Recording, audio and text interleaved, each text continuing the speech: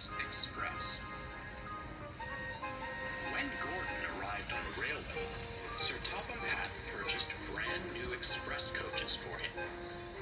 They had sturdy metal bodies, smooth bogies, and separate compartments for the passengers. Gordon was well pleased with his coaches. The old coaches felt left out. Time and wear led the railway inspectors to see them as unworthy of the main line. The coaches were most upset. "Cheer up," smiled Edward. "You'll still be useful on the branch line trains." "Branch lines!" they shuddered. "How embarrassing!" While Henry was shut in the tunnel, Edward took over his local trains. He knew all about being left behind and brought the old coaches out every chance he got. This cheered them up, until Gordon voiced his opinions. "A pity," he sniffed. "But that's the price of progress. Why, even you would have been a prime express engine at one point, Edward. I suppose it's only natural that modern engines require modern coaches." "Is that so?" smirked Edward. "Why, I think you'd look most distinguished pulling these old dears." "Oh, no thank you," Gordon harumphed. "They'd be open-top carriages before I even reached top speed." "Now these are proper coaches," he finished. "Is that what they are? I thought someone had stretched out the goods vans, and you were doing some real work for a change," laughed Thomas. Edward couldn't help but chuckle, and Gordon fumed out of the station. His mood didn't improve on the main line. They were running well. Too well. "Settle down, Gordon," scolded the driver. "You'll do a number on yourself. Make no mistake." Real work, muttered Gordon. "I'll show those engines a thing or two about real work."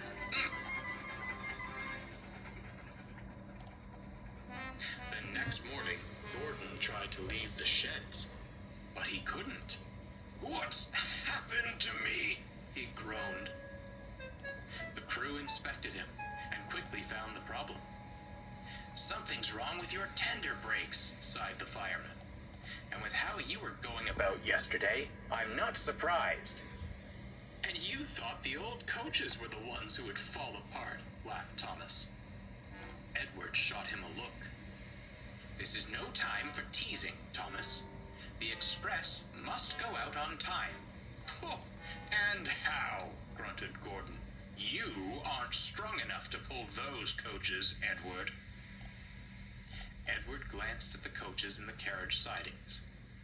And then he spotted something else. The passengers were growing impatient.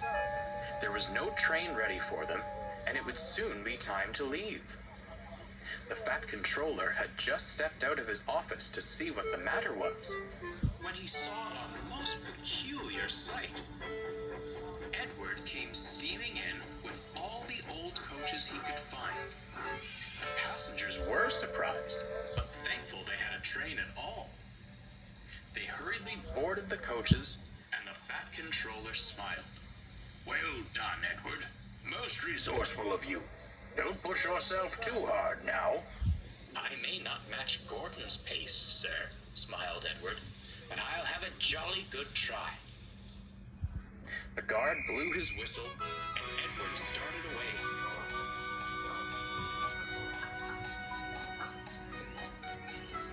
Soon, he was coasting down the main line, making excellent time. He whooshed through the tunnel, giving Henry quite a surprise. "Go on, Edward! Go on!" he cheered. Come along," Edward puffed. "Gentle and fast, cooed the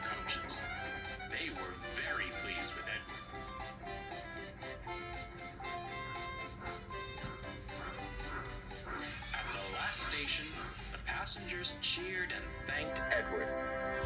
The engine at Vickerstown was most amused, but looked on with admiration. Edward just smiled. He was thankful for a rest. When he returned to Sodo, Edward spoke kindly to the old coaches. "Well, dears, how did you fancy a return to the glory of the Express?" "Oh, it was lovely, Edward," smiled one. "Although," added another, "perhaps you were right. Some leisurely branch line work sounds most enticing." "Well," Edward laughed, "I'd say it's time for a well-earned rest in the carriage shed. Come along." That won't be necessary." Gordon slunk up alongside. "The Fat Controller has given me temporary reprieve from the rigors of mainline work to rest my wheels," he stated grandly. "I shall escort these fine coaches." "That's not what he said," smirked Thomas. "He said you were to shunt in the yard until you learned not to be so big in the smoke box."